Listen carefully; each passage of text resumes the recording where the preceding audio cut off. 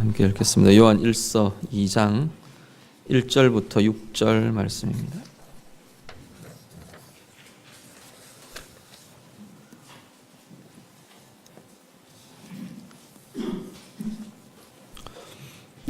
요한 1서 2장 1절부터 6절 말씀입니다.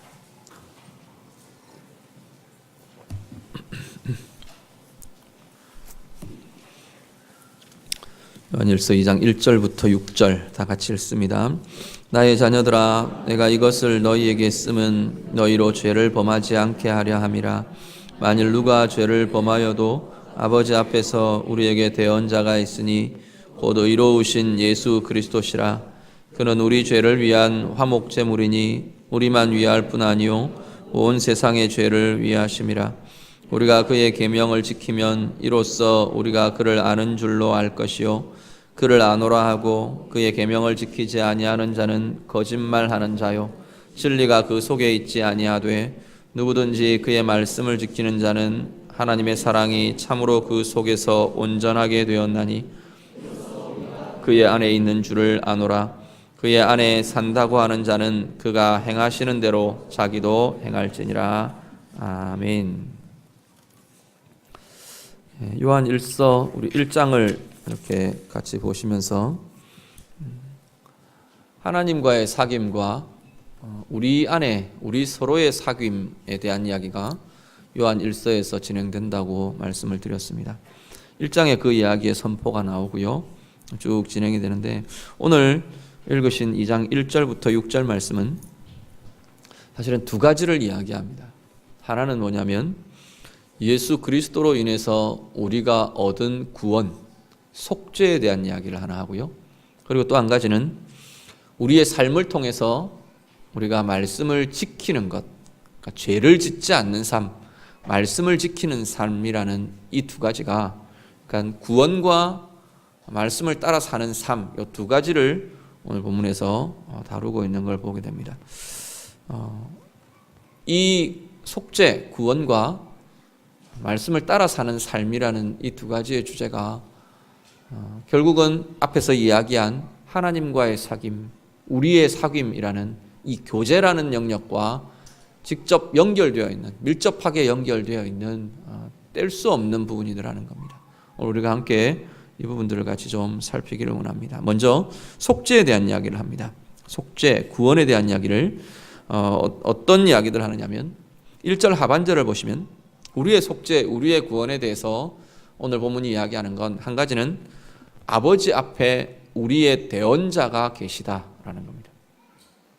우리가 어떤 죄를 지어도, 우리가 어떤 무엇을 했었어도, 우리 안에 어떤 걸 품고 있어도 우리를 향한 대언자가 계신다.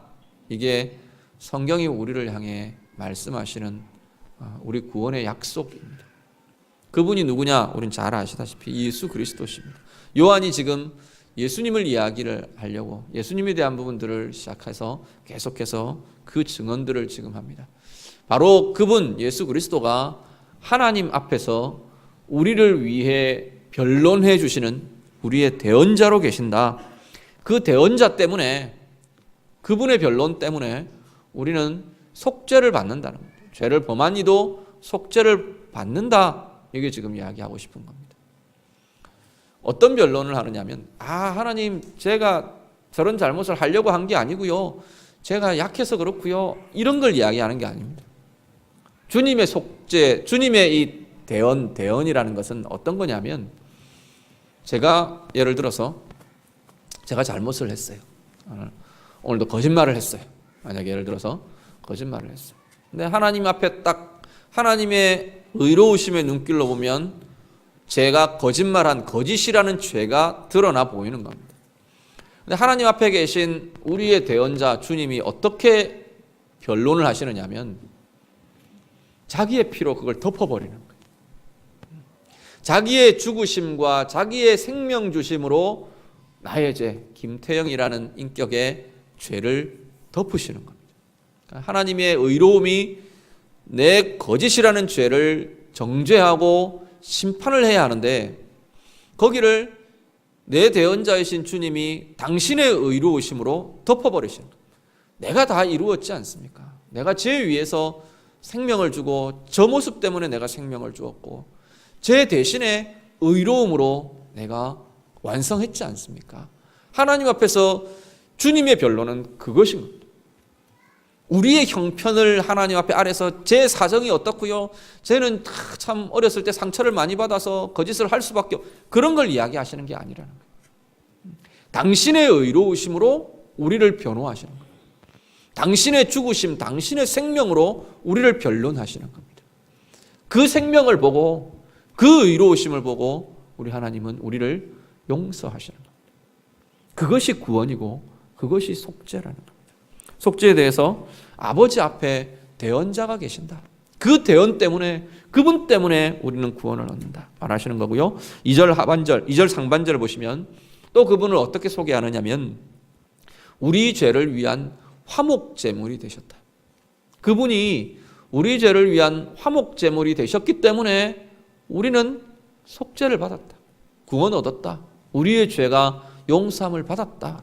화목제는 어떤 거냐면 하나님과 우리가 원수가 된 사이, 우리가 하나님을 떠나면서 하나님을 돌이켜서 등지고 세상을 향해 내가 스스로 왕이 되어 주인이 되어 살기로 결정하면서 하나님과는 원수가 된 사이입니다. 이 사이를 화목하게 하는 제물이 되신 것이 바로 화목제입니다. 당신이 대신 제물이 되셔서 불태워드리는 제물이 되셔서 생명을 드리는 제물이 되셔서 하나님과 우리 사이를 연결하신 겁니다. 다시 화목하게 하신 겁니다. 그분의 그 화목 제물이 되심 때문에 우리는 속죄를 받았다. 구원을 받았다. 그렇게 말하는 겁니다. 2절 하반절은 더 나아가서 온 세상의 죄를 위한 그분이 온 세상의 죄를 위한 화목 제물이 되심으로 우리는 구원을 얻었다. 속죄를 받았다라고 말합니다.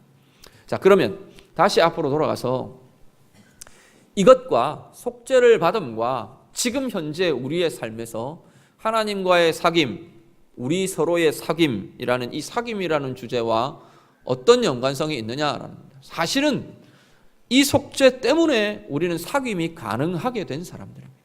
이게 없었으면 하나님과의 사귐, 또 그리스도 안에서 하나님 안에서의 우리 서로의 사귐, 그건 계획조차 세울 수 없는 것이 우리들의 모습이었는데 주님으로 인한 우리의 대언자가 되시고 우리의 화목제물이 되시는 주님의 이 속죄의 역사들, 구원의 역사들, 우리를 의롭게 하신 그 역사들 때문에 사실은 하나님과의 사귐 그리고 우리 서로의 참된 사귐이 시작되게 되었다라는 겁니다.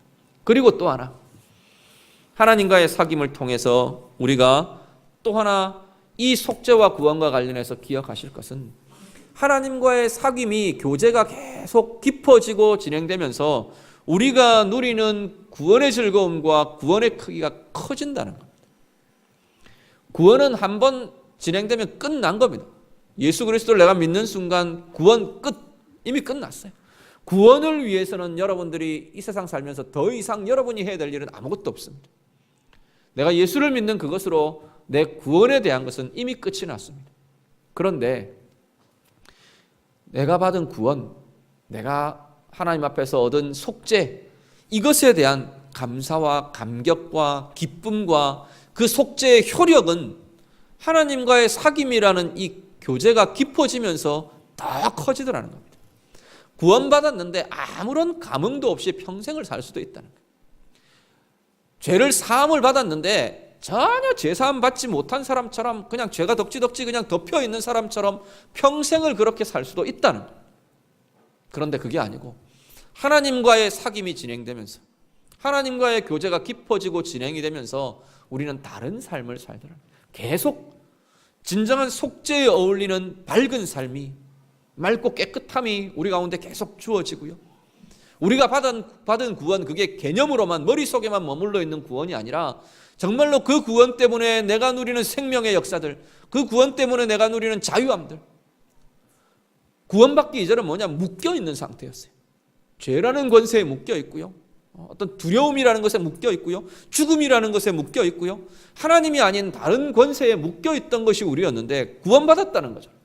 예수 그리스도 때문에 구원받고 속죄를 받았다는 것은 그것에서부터 풀려났다는 이야기입니다. 하나님과의 사귐이 깊어지면서 우리는 이것을 더 크게 더 깊게 누려가는 과정을 사는 이들이 그리스도인이라는 겁니다. 구원의 크기, 구원의 즐거움, 우리 안에 정말 하나님과의 사귐을 통해 더 크고 더 깊어지시는 은혜가 우리 가운데 있으시기를 간절히 바랍니다. 그러면 우리 서로의 사귐이라는 것과 이 구원이라는 건 무슨 관련이 있느냐? 우리 두 가지 계속 수직적인 사귐, 수평적인 사귐 두 가지를 계속 이야기하고 있는데요. 우리 서로의 사귐은 우리 구원에 대한 것에 대해서 그럼 무슨 영향을 주느냐? 우리 성도들 간의 지체들 간의 사귐과 그리스도 안에서의 교제, 하나님 안에서 하나됨의 교제, 사귐은 우리의 구원을 더 견고하게 해줍니다. 우리가 구원을 받지 않아서 구원에 이르게 해줍니다. 그런 차원이 아니고요. 우리가 받은 구원을 더 확인하고 확신하고 이 구원의 효력들, 아까 이야기하던 구원의 누림이라는 이 부분들을 더 풍성하게 서로가 함께 누릴 수 있는 은혜를 세워가는 자리가 바로 우리의 사귐이라는 자리라는 겁니다. 목장 모임이요, 이것을 하는 자리입니다. 이번 한 주간 나는 어떤 구원을 누렸는가? 하나님 앞에서 어떤 사귐을 통해, 하나님과의 사귐을 통해, 또 주변에 하나님께서 맡겨주신 여러 상황들을 통해 나는 어떤 하나님의 나라를 누렸는가? 내 안에 어떤 힘이 일어났는가? 내가 받은 구원, 내가 받은 속죄라는 이 신분에 걸맞는 내 삶의 열매들은 어떤 것이 있었는가? 또 아니면 어떤 것에서 실패했는가? 서로가 자극을 주고, 서로가 도전을 주고, 서로가 은혜를 나누고, 그러면서 이것이 더 풍성하게 해지게 하는 자리가 우리의 사귐이라는 자리입니다. 하나님과의 사귐, 또 우리 서로의 사귐은 우리의 구원을 새롭게 하고 확인시켜주고 우리의 구원의 그 결과의 열매들을 풍성하게 누리는 아름다운 은혜의 통로가 될 것입니다. 우리 목장 모임 통해서, 또 우리 성도들의 삶과 교제를 통해서, 하나님과의 사귐, 성도들 간의 사귐을 통해서 이 구원의 힘, 구원의 효력, 이 권세가 더 풍성하고 부유하게 누려지시는 우리 모두 되실 수 있기를 간절히 바랍니다. 그리고 한 가지는 오늘 본문에서 다루는 것은 말씀을 지키는 것이라는 것. 말씀을 지키는 것, 다르게는 여기서 뭐냐면 죄를 범하지 않는 것, 그렇게 말합니다. 1절 말씀 한번 보시죠. 1절 다 같이 읽겠습니다. 같이 읽습니다. 나의 자녀들아, 내가 이것을 너희에게 쓰면 너희로 죄를 범하지 않게 하려 함이라. 만일 누가 죄를 범하여도 아버지 앞에서 우리에게 대언자가 있으니 곧 의로우신 예수 그리스도시라. 뒤에 우리 하반절은 제가 속죄, 구원을 이야기하면서 말씀을 드렸고, 앞부분에 뭐라고 말하냐면 내가 이것을 너희에게 쓰면 너희로 죄를 범하지 않게 하려 함이라 말합니다. 왜 이 서신을 쓰느냐는 거예요. 왜 하나님의 말씀이 기록되고, 왜 하나님의 말씀이 우리에게 들려지고, 왜 우리는 맨날 하나님 말씀 앞에 서려고 하고, 서야 하고, 들어야 하고, 읽어야 하고, 묵상해야 하고, 붙잡아야 하느냐? 궁극적인 것은 뭐냐면 죄를 범하지 않는 삶이라는 겁니다. 예수님처럼 사는 삶이 우리의 목표, 우리의 방향이라는 겁니다. 그래서 내가 이것을 쓴다 말합니다. 말씀의 기록 목적이 바로 우리의 죄를 범하지 않게, 우리가 죄를 범하지 않도록 말씀을 따라 사는 삶, 그것을 살게 하기 위해서 말씀을 기록했다 말합니다. 말씀 기록의 목적이 거기에 있고요. 3절 보시면, 3절 한 번 더 같이 읽겠습니다. 3절 같이 읽습니다.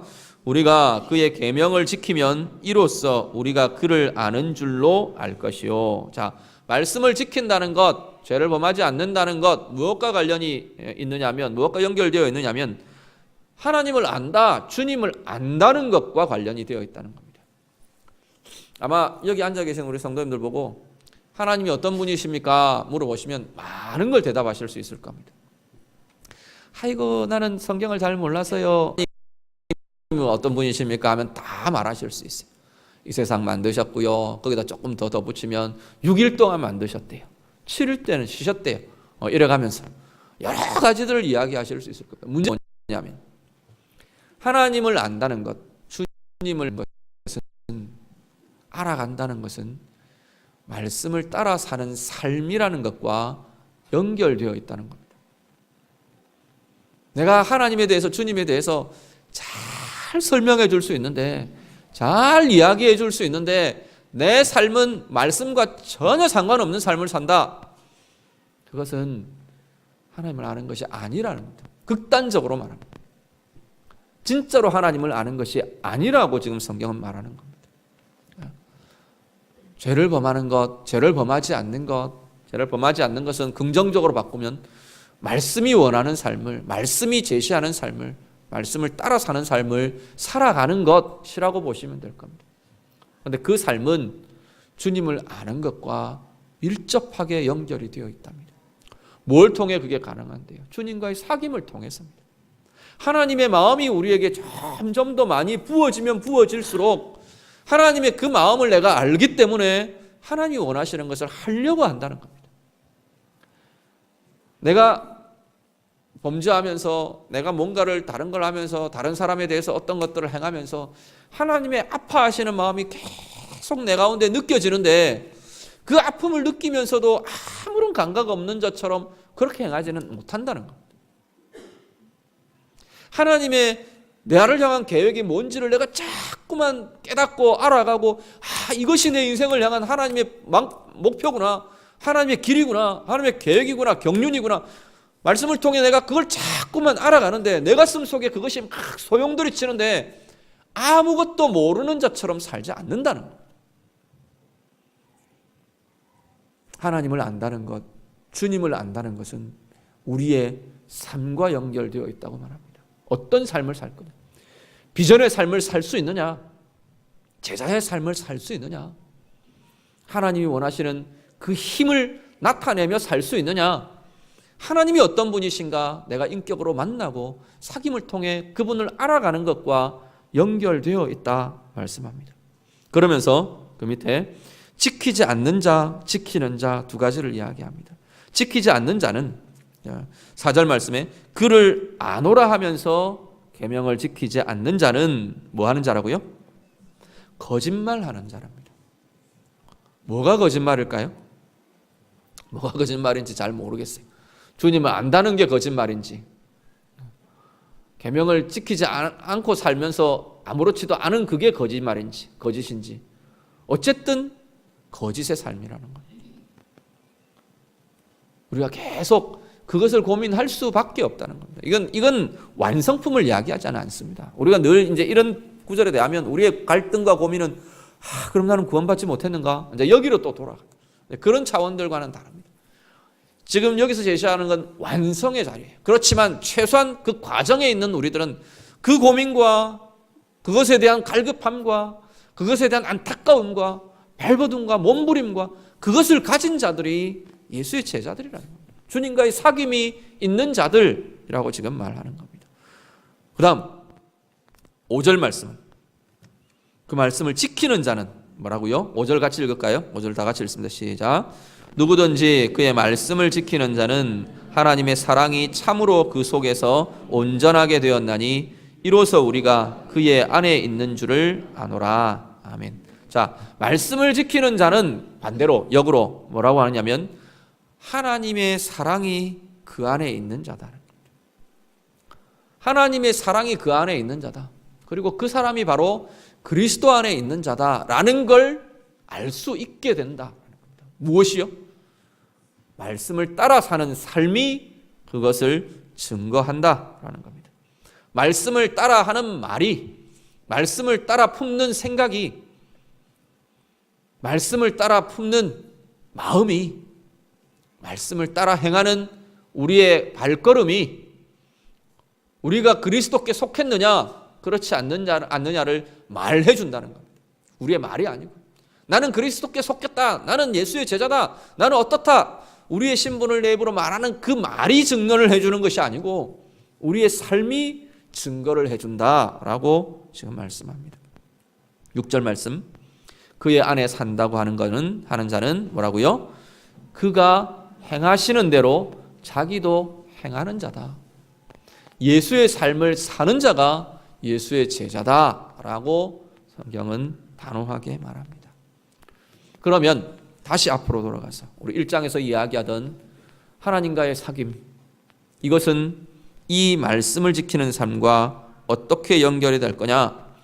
하나님과의 사귐, 우리 주님과의 사귐의 삶은 계속해서 말씀을 행하는, 말씀을 따라 사는 이 삶이라는 것을 더 깊게 하고 더 커지게 할 겁니다. 또 역으로는 우리의 삶에 그 삶이 나타나면서 주님과의 사귐이 있구나, 주님의 사귐이 진행되는 거구나, 그걸 세상 가운데 드러내어 줄 수 있다는 겁니다. 어떤 직분을 가진 자도, 과거에 어떤 은사나 어떤 크기의 역사나 은혜를 경험했던 사람도 오늘 내 이 자리에 하나님과의 사귐이 단절되면, 오늘을 살아가는 나의 삶이 하나님과의 사귐이 소원해지면 우리는 이 자리에서 실패하게 되어 있습니다. 말씀을 따르는 삶, 말씀을 지키는 삶, 말씀을 품고 그 말씀으로부터 에너지를 받아 누리는 삶, 이것이 막히게 된다는 겁니다. 신앙은 절대 과거형이 될 수 없습니다. 신앙은 늘 언제나 현재형입니다. 지금 내가 하고 있지 않으면, 이전에 내가 이랬었는데, 이전에 나는 이랬던 사람인데, 하나님 앞에서 별로 의미가 없는 말들이 됩니다.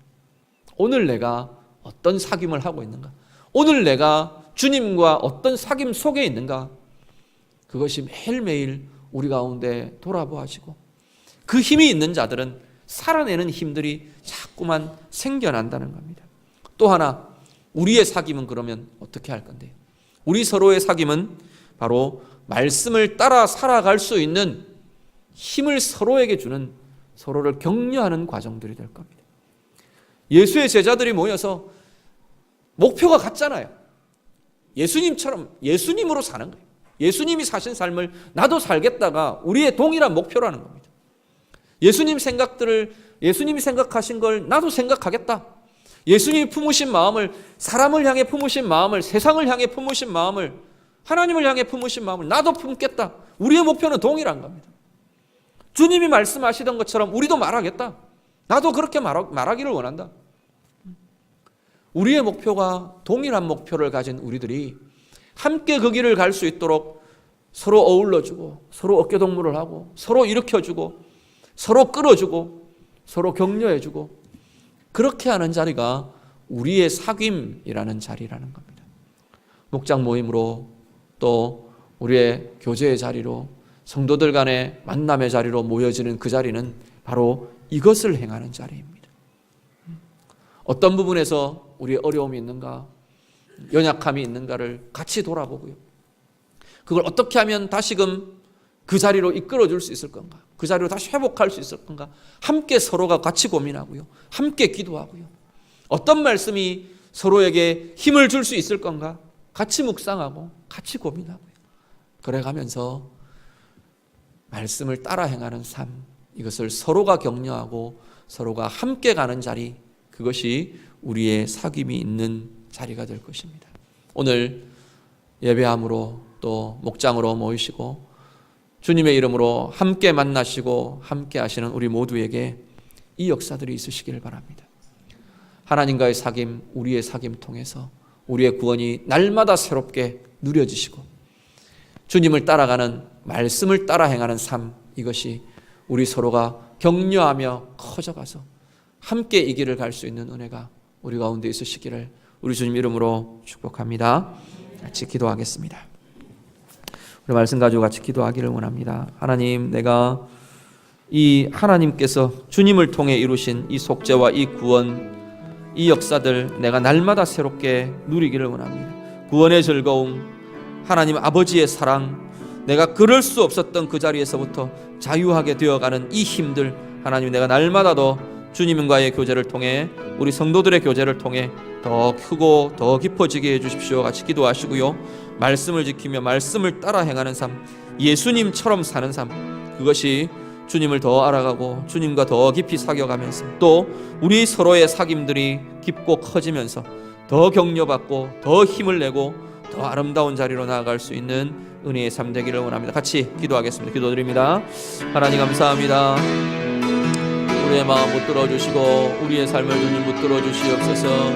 주님께서 하나님 우리를 당신의 생명으로 속죄하시고 구원하신 그 구원과 속죄가 하나님 우리의 삶 가운데 온전히 누려지기를 원합니다. 주님과의 사귐이 깊어지며 우리 서로의 사귐이 깊어지며 하나님 주님께서 이루신 이 구원의 역사가 날마다 더 커지고 날마다 더 깊어지고 날마다 더 자유하여지고 날마다 더 하나님의 사랑으로 부유해지는 복된 주의 자녀들 다 되게 하여 주시옵소서. 말씀을 따라 행하는 삶 또한 하나님과의 사귐과 우리 서로의 사귐 속에서 더 깊고 더 커져가기를 원합니다. 주님처럼 되어가기를 더 바라며 더 나아가는 하나님 그 한 방향 속에 있는 우리들의 삶이 서로를 격려하며 서로를 붙들어 주님과 더 깊은 교제의 자리로 하나님 의로움의 삶의 자리로 이끌어가는 복된 은혜의 사람들 되게 하여 주시옵소서. 주님 우리를 붙잡아 주시기를 원합니다. 목장 모임 가운데 주님 함께해 주시기를 원합니다. 목장으로 모이는 하나님 그 자리에 하나님의 은혜와 하나님의 사랑과 이 증거들이 더 풍성하고 더 부요한 주의 자녀들 주의 백성들 온 삶들이 다 될 수 있도록 하나님 인도하여 주시옵소서.